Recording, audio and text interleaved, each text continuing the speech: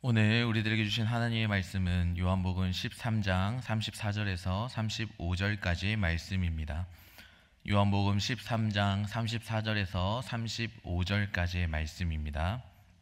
두 절의 말씀 저와 여러분들이 함께 합독하도록 하겠습니다. 새 계명을 너희에게 주노니 서로 사랑하라. 내가 너희를 사랑한 것 같이 너희도 서로 사랑하라. 너희가 서로 사랑하면 이로써 모든 사람이 너희가 내 제자인 줄 알리라. 아멘.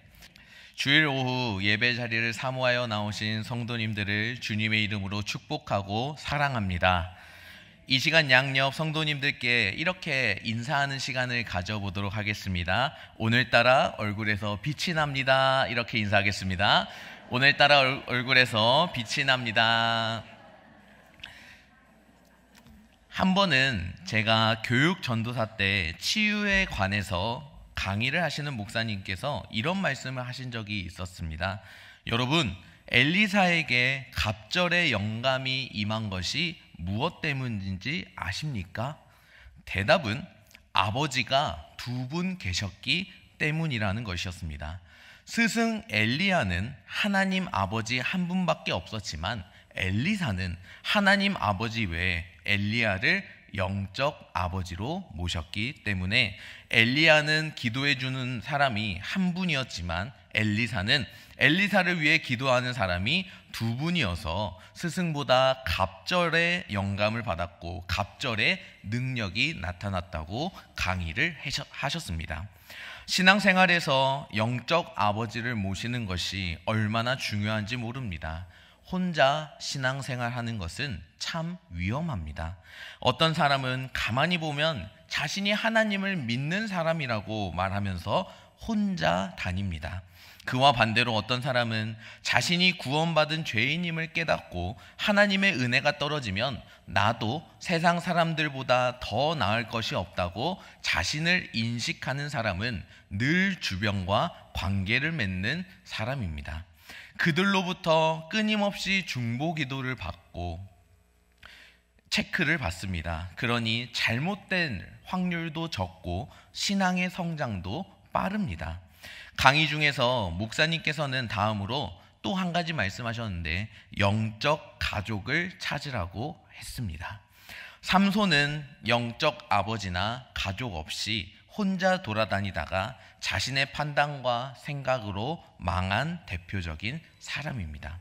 그는 누구보다 큰 은사와 큰 능력을 받았기 때문에 자기보다 더 나은 사람이 이 세상에 없다고 생각했습니다. 그렇게 자신이 잘났다고 생각해 친구가 없었고 늘 혼자였습니다. 하나님은 천지를 창조하시면서 모든 것이 보시기에 좋았지만 오직 한 가지 보시기에 좋지 못한 것이 있었습니다. 그것은 아담이 혼자서 살아가는 것이었습니다. 그래서 하와를 만드시고 관계를 맺어 살게 하셨습니다. 이처럼 인간은 홀로 살 수 없도록 창조되었습니다. 함께 더불어 살 때 만족하고 행복하게 살 수 있습니다. 오늘 인간들이 당하는 모든 고통과 문제의 근본 원인은 인간이 홀로 지내게 되면서부터 시작되었습니다. 죄로 말미암아 하나님과 관계가 끊어진 인간은 자기 마음대로 다른 사람들과 어떤 것과 관계를 맺기 시작했습니다. 그래서 모든 관계가 왜곡되어 버렸습니다. 관계의 왜곡은 사실 관계를 맺는 것이 아니라 관계를 끊는 것이었습니다. 그 결과 인간은 외딴 섬에서 고립되고 단절되고 분리되었습니다. 거기에서 인간의 모든 고통과 문제가 다 생겨나게 되었습니다. 예수 그리스도는 이 끊어진 관계를 하나로 연결하기 위해서 우리에게 오셨습니다. 구원이란 끊어진 관계가 이어지고 왜곡된 관계가 바르게 되는 것과도 같다고 말할 수 있습니다.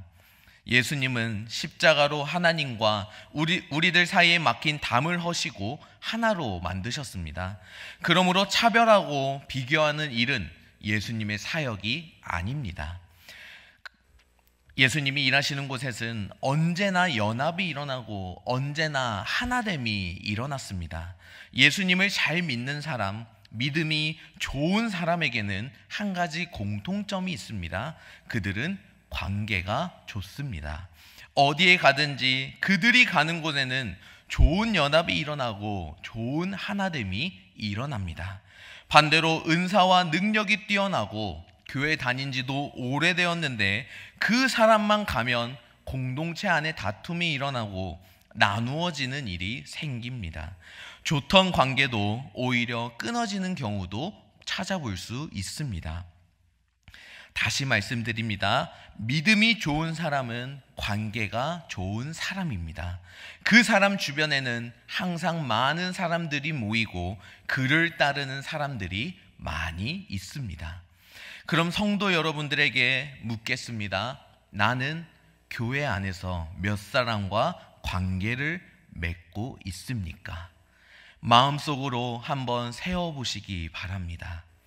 그냥 지나가면서 얼굴이나 알고 인사하는 정도 말고 밤중이라도 찾아가면 내 사정을 다 들어줄 사람, 내가 어려움에 빠지면 정말 나를 위해 금식하며 기도해 줄 수 있는 사람, 모든 사람이 나를 버리고 손가락질할 때 오직 나를 끝까지 믿어줄 수 있는 그런 사람이 있습니까?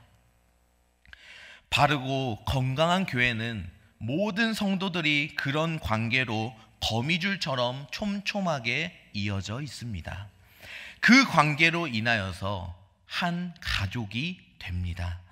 가족적인 분위기를 흉내내는 교회가 아니라 서로의 말 못할 사정까지도 아는 한 가족입니다. 내가 없으면 네가 못 살고 네가 없으면 내가 못 사는 그런 관계로 모여 있습니다. 세상에서 가정과 교회 둘밖에는 어디에도 그런 공동체를 찾아볼 수는 없습니다. 바로 하나님이 만드셨고 예수 그리스도께서 십자가의 해산의 고통으로 낳아주셨기 때문입니다. 성령이 역사하는 교회에는 살아있는 주님의 몸이 있고 건강한 교회에는 영적 가족이 있습니다. 여러분은 10,000명 출석하는 교회에서 외톨이처럼 신앙생활을 하기를 원하십니까? 아니면 10명이라도 한 가족처럼 지내는 그런 교회를 원하십니까? 유명한 목사님 교회의 교인이라는 것이 무슨 의미가 있습니까? 내가 아프고 외로울 때 찾아와 주는 사람 없고 내가 힘들 때 나를 위해 기도해 주는 사람이 없는데 그것들이 다 무슨 의미가 있겠습니까? 여러분이 쓰러지고 넘어질 때 여러분들을 붙들어줄 영적 가족이 있으십니까? 다시 삼손의 이야기로 돌아오겠습니다. 삼손은 하나님으로부터 큰 능력과 은사를 받았지만 진정한 기쁨과 만족은 없었습니다. 왜 그랬을까요? 관계를 맺을 줄 몰랐기 때문입니다. 그 허전한 마음을 채우기 위해 삼손이 한 짓은 돈 주고 사람을 사는 것이었습니다. 저는 이전에 하나님께서 사람의 마음에 오직 하나님만 채울 수 있는 구멍을 만드셨기 때문에 하나님을 모시지 않으면 결코 행복할 수 없다고 생각했습니다. 그런데 삼손의 이야기를 들으면서 한 가지가 더 있다는 것을 알게 되었습니다. 그것은 사람과의 관계를 통해서만 채울 수 있는 공간이 존재한다는 것입니다. 그렇습니다. 사람은 하나님으로만 만족할 수 없습니다.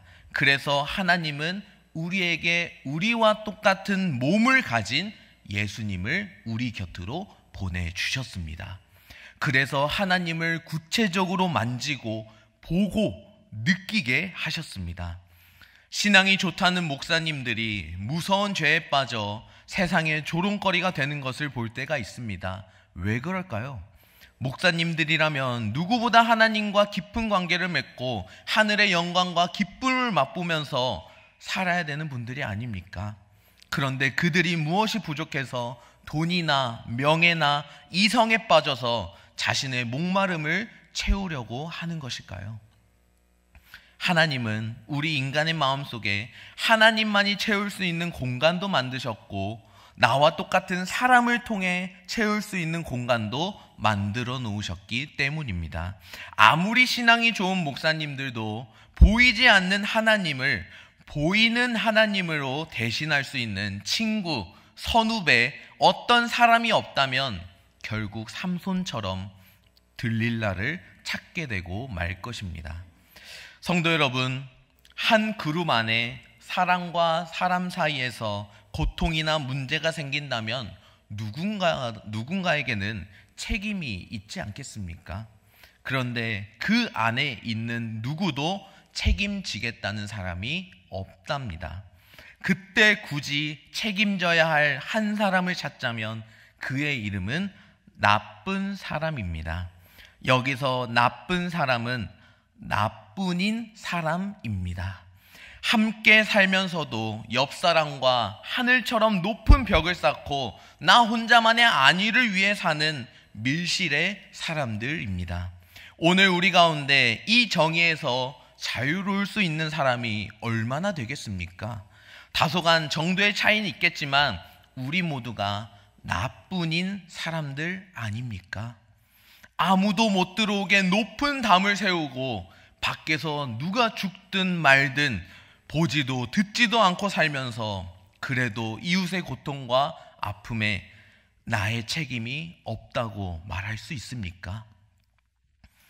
문명화된 사람들일수록 프라이버시를 강조합니다. 개인의 자유를 침해받기를 싫어합니다.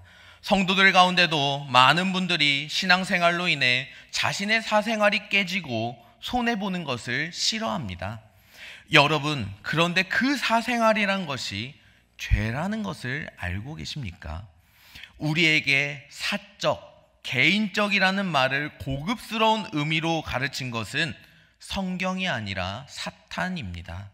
관계를 맺고 진정한 공동체를 가로막는 가장 큰 적은 바로 프라이버시입니다. 정말 사랑하는 사람과의 관계에서는 사생활, 프라이버시가 없습니다. 사생활이 많은 사람일수록 관계를 깊게 갖지 못합니다. 하나님 앞에서도 비밀이 많고 무언가 계속 감추는 사람은 하나님과 친밀한 관계가 이루어지지 않습니다. 사람과의 관계도 마찬가지입니다. 비밀이 많은 사람과는 피상적인 관계밖에 맺지 못합니다.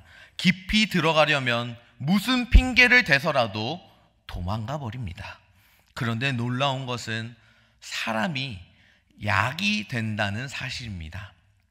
하나님은 상처받고 기쁨을 상실한 사람들에게 사람을 보내주십니다.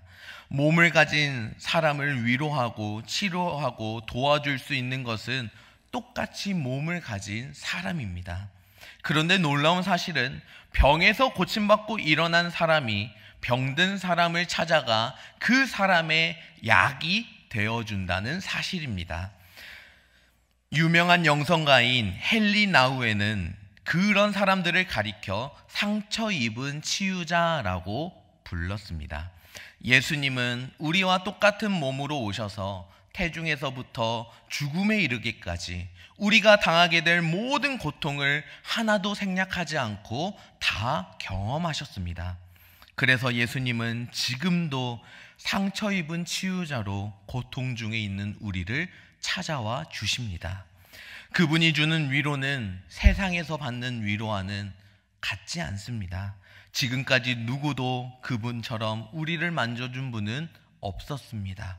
그래서 그분을 만난 사람들은 이렇게 고백합니다. 주님과 같이 내 마음 만진 분은 없네. 오랜 세월 찾아 난 알았네. 내겐 주밖에 없네. 옆에 있는 분에게 이렇게 인사해 봅시다. 당신은 하나님이 보내신 보약입니다. 이렇게 인사하겠습니다. 당신은 하나님이 보내신 보약입니다. 이제부터 양옆 뒤에 있는 성도님들을 나에게 아주 귀한 약이 되는 존재로 생각하시기 바랍니다. 교회에는 하나님이 보내주신 온갖 약들로 가득 차 있는 곳입니다. 여러분, 무슨 문제가 있습니까? 신앙생활이 힘이 듭니까? 여러분의 약을 찾으시기 바랍니다. 서로 관계를 맺으시기 바랍니다. 영적 아버지를 찾으시고 영적 가족을 만드시기 바랍니다. 그렇다면 교회에 새로 오신 분들은 무슨 약일까요? 이렇게 맞출 줄은 몰랐습니다. 신약입니다. 먼저 보는 사람이 임자입니다. 그 사람에게 달려가서 악수를 하고 끌어안고 다정하게 대해 주십시오. 그러면 신약을 먹는 것입니다. 그래서 신약이 많은 교회는 항상 생기가 돌고 힘이 솟아납니다. 그러다가 아주 가끔 다른 교회로 떠나는 사람들도 있습니다. 그분들은 약발이 떨어진 사람들입니다. 사랑하는 성도 여러분, 나는 예수를 오래 믿어서 믿음이 굳건합니다. 나는 기도를 많이 합니다. 나 혼자서도 신앙생활 잘합니다. 라고 하시면서 교회 안에서 혼자 떠돌아다니지 마시기 바랍니다. 잘못하면 삼손과 똑같은 길을 갈지도 모릅니다. 사실 하나님과의 관계와 사람과의 관계는 똑같습니다. 안과 바뀌고 원인과 결과입니다. 하나님과의 관계를 보려면 그 사람이 사람과 얼마나 깊은 관계를 맺고 있는지를 보면 알 수 있습니다. 대인관계에 어려움이 있고 사람과 깊은 관계를 맺을 줄 모르는 사람은 하나님과의 관계가 깊지 않다는 증거입니다. 정말 친한 관계는 어떤 관계인지 아십니까? 자신의 감정을 있는 그대로 표현할 수 있는 관계입니다. 지식이나 정보를 아무리 나누어도 감정을 나누지 못하면 친한 사이가 되지 못합니다. 하나님과 깊은 관계를 맺으면 자신의 감정을 있는 그대로 내어놓게 됩니다. 시편을 한번 생각해 보시기 바랍니다. 다윗은 하나님 마음에 합한 사람이었는데 그가 얼마나 자신의 감정을 깊이 있게 하나님 앞에서 고백하고 있습니까? 하나님과 친밀한 감정을 나눌 수 있는 사람은 사람과도 깊은 감정을 나눌 수 있습니다. 오늘 본문으로 돌아와서 죄로 인해 관계가 끊어지고 그 결과 고통과 절망 속에 있는 모든 인간을 구원하시기 위해 하나님은 예수님을 보내주셨습니다.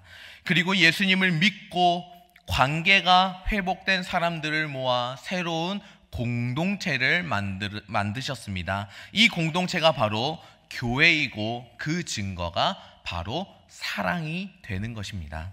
오늘 읽은 본문 중에 너희가 서로 사랑하면 이로써 너희가 내 제자인 줄 알리라 라고 말씀하셨습니다. 그런데 서로 사랑하라는 이 계명은 이미 구약 성경에도 나와 있습니다. 레위기 19장 18절 말씀 함께 읽겠습니다. 원수를 갚지 말며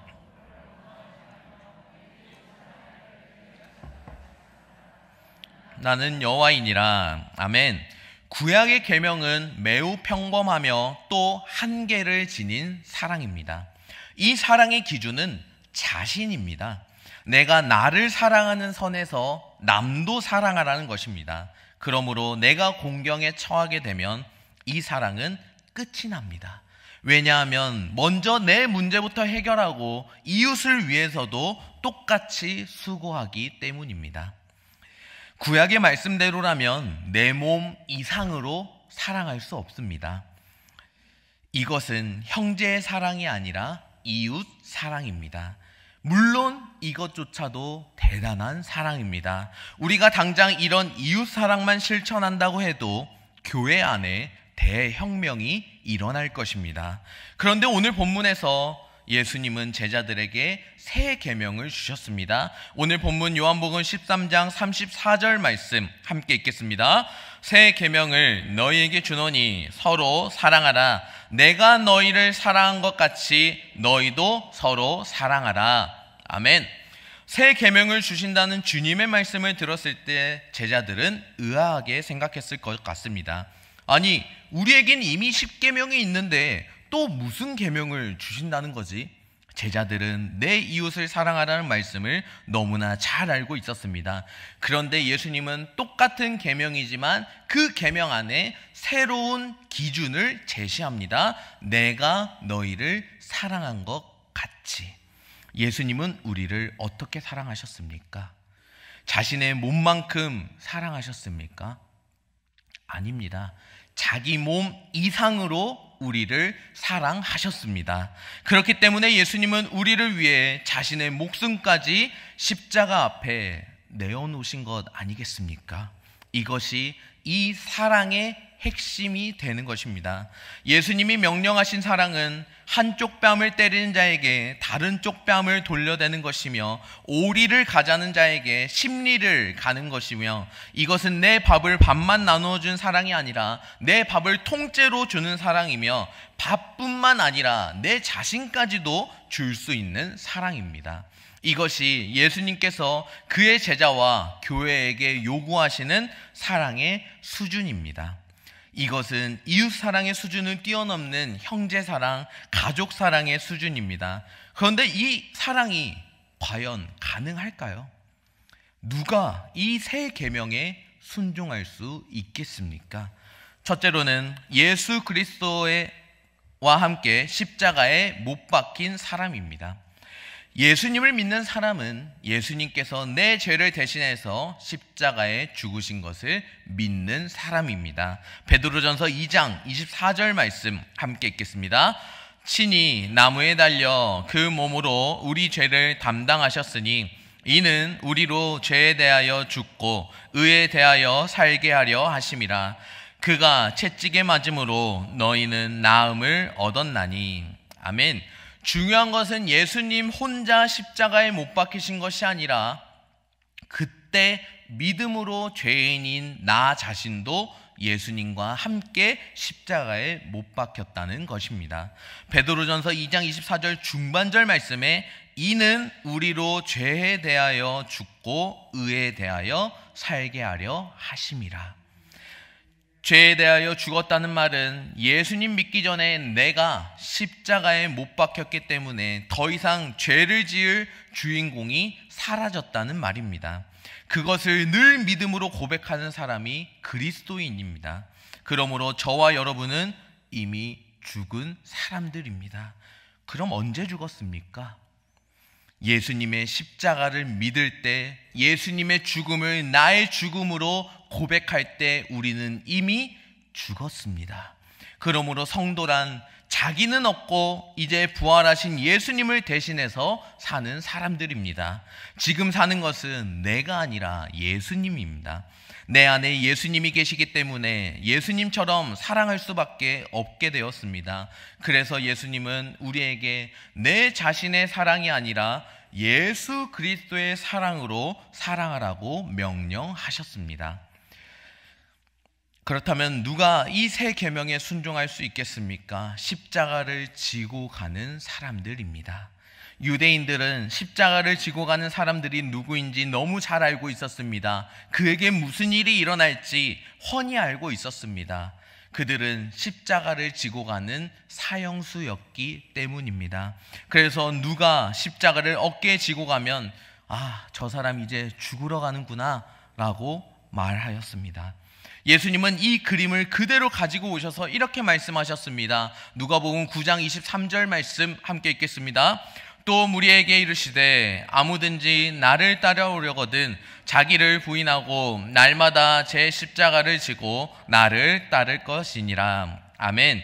그것은 십자가를 지고 죽은 사람처럼 살라는 말씀이었습니다. 이런 각오가 우리에게 있습니까?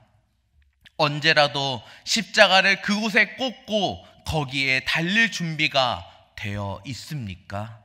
이런 각오와 준비가 되어 있다면 새 계명을 준행하는데 아무런 문제가 없을 것입니다. 둘째는 나 중심에서 그리스도 중심으로 구조가 바뀌어야 합니다. 우리는 자신을 남에게 내어주는 것이 너무나 어렵습니다. 아예 불가능합니다. 왜냐하면 태어나면서부터 우리는 나 중심의 구조를 가지고 태어났기 때문입니다. 예수님을 믿는다는 것은 지금까지 내 삶의 기반이 되었던 나 중심의 구조가 무너지고 새로운 구조, 즉 그리스도의 중심, 너 중심의 구조로 바뀌는 것을 말합니다. 창문에 커튼을 다른 색으로 바꾸고 도배를 하고 가구를 새로 들여놓았다고 새 집이 되는 것이 아닙니다. 집의 구조가 그대로 있으면 아무리 좋은 것을 갖다 붙여도 바뀌지 않습니다. 예수님을 믿는 것은 집의 구조가 바뀌는 것과 같습니다. 커튼이나 장판이나 가구는 아직 그대로라 하더라도 근본 구조는 바뀌어야 앞으로는 언젠가는 그 구조에 맞춰 집을 다듬을 것으로 생각하지 않겠습니까? 그래서 바울은 예수를 믿고 나서 여전히 옛 구조인 나 중심의 구조를 가진 고린도 교인들을 향하여 육신에 속한 자라고 불렀습니다. 비록 그들이 각종 은사를 받았고 성경의 지식이 뛰어나고 열심히 전도하는 사람들이었지만 그 안에 구조가 바뀌지 않았습니다. 나 중심에서 너 중심으로 구조가 바뀌지 않는 성도들의 공통점은 시기와 분쟁이 있다는 것입니다. 그들은 나 중심의 사람이기 때문에 남을 사랑하지 못하고 남을 인정해주지 못합니다. 100명이면 100명 전체가 다 자기가 살아서 주인 노릇하기 때문에 나누고 쪼개질 수밖에 없습니다. 저는 너무 바쁩니다. 지금 제 코가 석자입니다. 그런데 어떻게 다른 사람들을 돌볼 수 있겠습니까? 그러나 솔직하게 대답하면 시간이 없어서가 아니라 아직도 나 중심의 옛 구조가 깨지지 않았기 때문입니다. 시간은 만드는 것이 아니라 우선순위에 달려 있는 것입니다.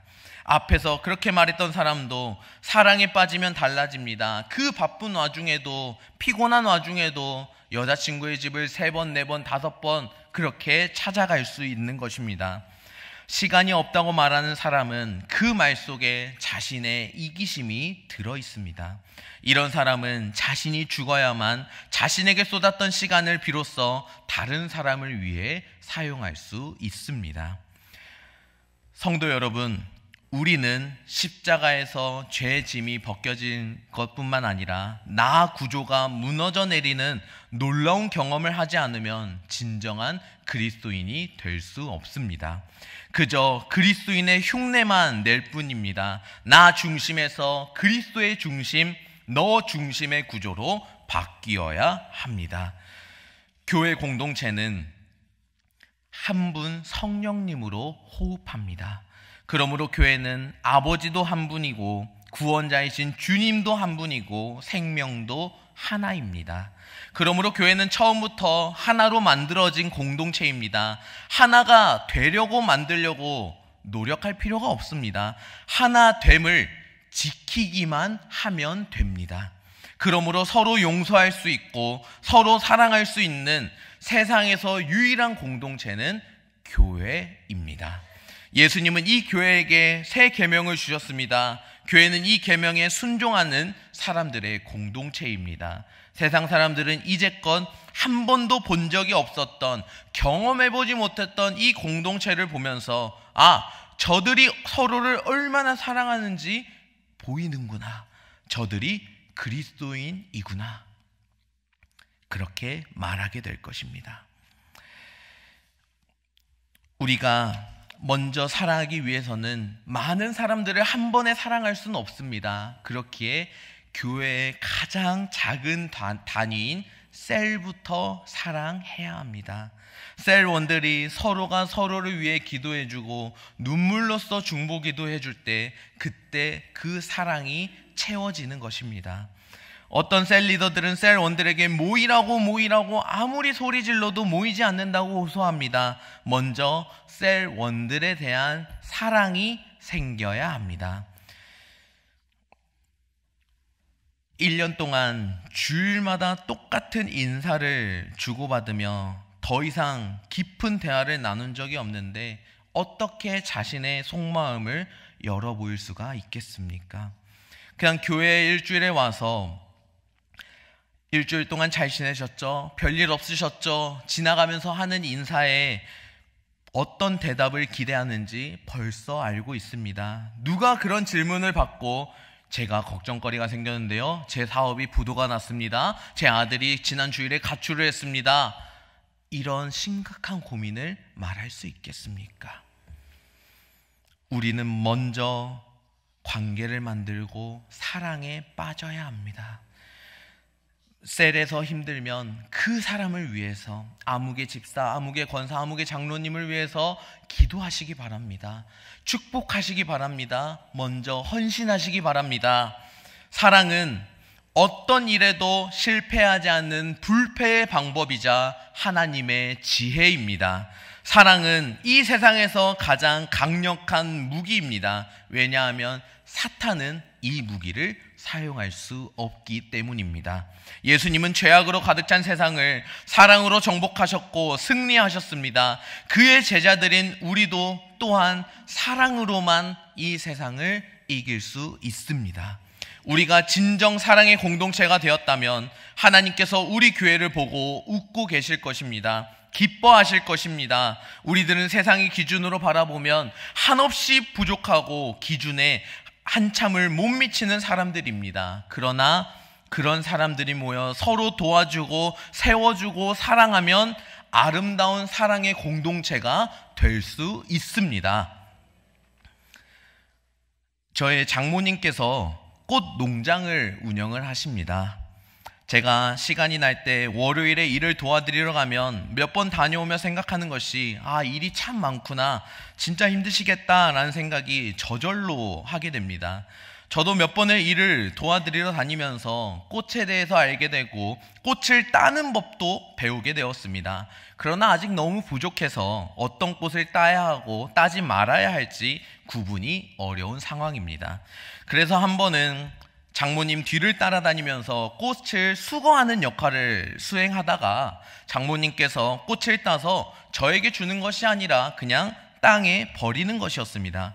그래서 저는 그 꽃을 줍고 여쭤봤습니다. 장모님, 이 꽃 왜 버리세요? 그랬더니 상품의 가치가 떨어져서 버린다고 했습니다.